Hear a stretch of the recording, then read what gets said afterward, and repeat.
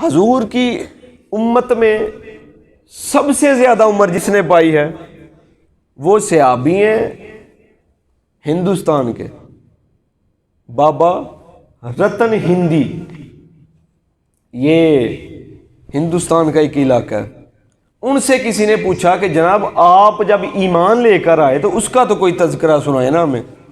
تو آپ فرمانے لگے میں تاجر تھا، شام میں تجارت کرتا تھا، تو میں ہندوستان سے نکلتا تو براستہ مکہ شریف سے ہو کر تو میں شام کی طرف جایا کرتا۔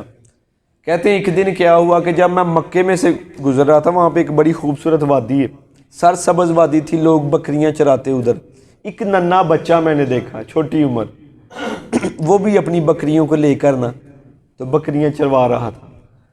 تو چھوٹے برساتی نالے اکثر یہ دیہاتوں میں گاؤں میں نکل آتے ہیں، برسات کا پانی گزر جاتا ہے، جب وہ آتا ہے پہاڑوں سے نیچے اپنا راستہ خود ہی بنا لیتا ہے، تو وہ ایک برساتی نالا تھا۔ تو کہتے ہیں میں نے دیکھا وہ بچہ اس طرف کھڑا ہے، اس کی بکریاں جو تھی وہ چھلانگیں لگا کے اس طرف چلی گئی۔ اب بچہ کھڑا ہے، میں نے اس بچے سے کہا کہ بڑا خوبصورت چمکتا چہرہ، تو میں نے کہا بیٹا آپ اس طرف جانا چاہ رہے ہیں؟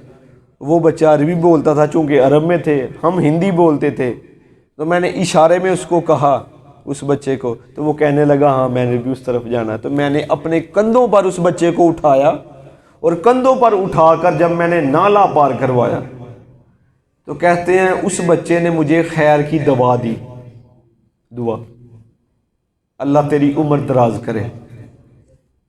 کہتے ہیں ایک دفعہ دے دیتے تو بات کچھ سمجھ میں آتی، اس نے پھر اس الفاظ کو دہرایا، اللہ تیری عمر دراز کرے، پھر دہرایا اللہ تیری عمر دراز کرے، پھر دہرایا اللہ تیری عمر دراز کرے، یعنی کہ 7 مرتبہ اس بچے نے مجھے یہ دعا دی کہ اللہ تیری، بولو بول چھڑو، اے نبی دے بچپن دیاں گلاں نے، اللہ تیری عمر دراز کرے۔ کہتے ہیں میں چلا گیا، اس کے بعد تقریباً کو 50 سال تقریباً گزر گئے۔ کہتے ہیں ہم اپنے علاقے میں بیٹھے ہوئے تھے تو ہم دیکھ رہے ہیں کہ آسمان کی طرف، کہ دیکھتے دیکھتے ہم کیا دیکھتے ہیں کہ آسمان پر جو چاند ہے نا وہ 2 ٹکڑوں میں تقسیم ہو گیا، اور 2 ٹکڑوں میں تقسیم ہو کر وہ نیچے آ گیا، ہم دیکھ رہے ہیں چاند کو۔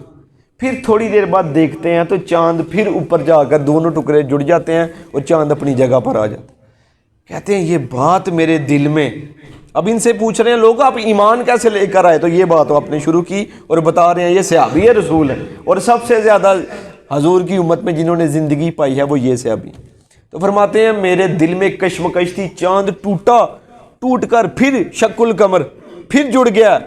تو کافی عرصے بعد نا مکے سے کچھ تاجر ہندوستان آئے، تو ہم نے کہا کہ یار تم نے یہ واقعہ تو بتاؤ یار، یہ عرب کی طرف اس طرف یہ واقعہ ہوا ہے کہ چاند 2 ٹکڑے ہوئے۔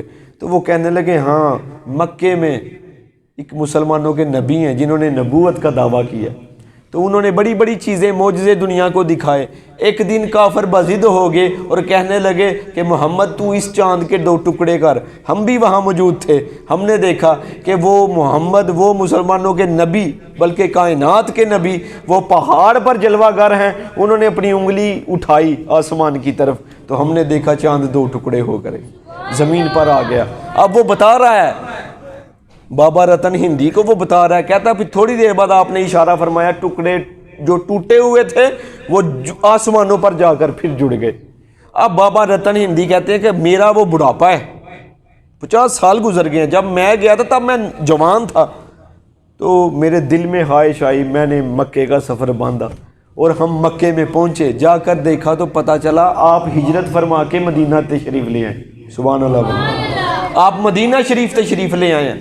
کہتے ہیں میں مدینہ شریف آیا، دیکھا مسجد نبوی شریف، کیا منظر ہے یار۔ ہم بھی جاتے ہیں مسجد نبوی شریف میں، اللہ تعالیٰ سب کو لے جائے، تو سرکار کا روضہ انور ہے۔ حضور نے فرمایا ویسے جس نے میرے روضہ انور کی زیارت کی اس نے ایسے ہی زیارت کی جیسے جاگتی آنکھوں میں میری زیارت کر لی۔ مگر پھر بھی وہ جو منظر تھا کہ سرکار صحابہ کے جرمٹ میں بیٹھے ہوئے تھے، 14ویں رات کا چاند چمک رہا تھا ستاروں کے جرمٹ میں، وہ تو ایک معاملہ ہی عجیب تھا نا۔ تو وہ کہتے ہیں میں اندر گیا تو میں نے دیکھا صحابہ بیٹھے ہوئے تھے اور صحابہ کے جرمٹ میں سرکار دو عالم تشریف فرما۔ کہتے ہیں میں نے پھر وہ دیکھا کہ وہ آسمان کا چاند کی طرح چمکتا ہوا چہرہ۔ تو کہتے ہیں میں پاک کے پاس بیٹھ گیا، میں نے کہا یا رسول اللہ بڑے معجزے آپ نے دکھائے دنیا کو، بڑے معجزے دکھائے ہیں، ہمیں بھی کوئی معجزہ دکھائیں کہ ہم وہ معجزہ دیکھ کر آپ کا کلمہ پڑھ لیں۔ تو سرکار دیکھ کر نا اس کی طرف تو مسکرا کے فرمانے لگے تیرے لیے وہ بچپن کا معجزہ کافی نہیں جو 7 مرتبہ تجھے خیر کی دوا دی تھی۔